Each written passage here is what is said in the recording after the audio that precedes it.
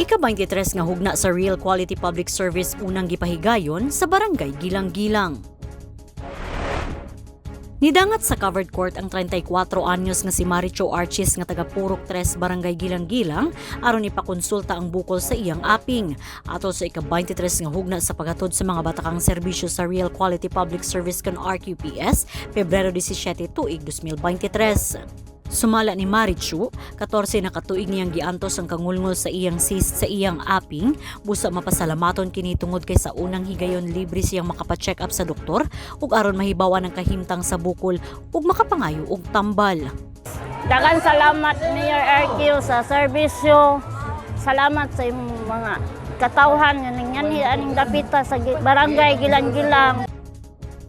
Samtang matag adunay RQPS sa ilang barangay, kanunay nga gadangat ang mag-uuma nga si Pacifico Dalunhay aron makapangayo og libreng similya sa utan nga gitanya gikan sa Municipal Agriculture Office.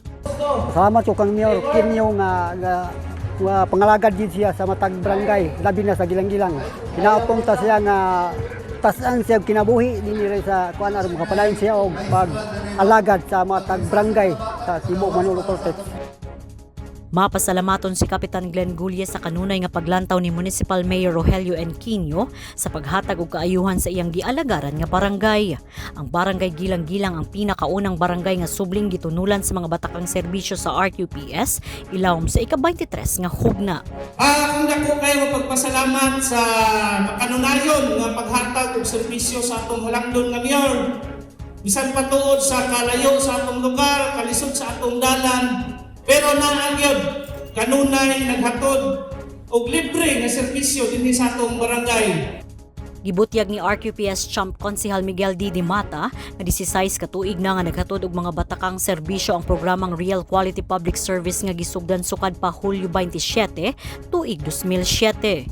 Maminaw kita nga sa pagsugod dinhi sa Barangay Gilang-Gilang, mahuman nato ang 23rd round sa maayong mga relasyon nato sa matag barangay sa atong mga opisyal.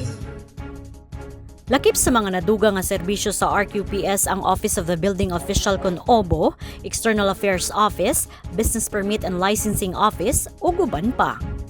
Mayra Madronero, Barog, Manolo Fertich.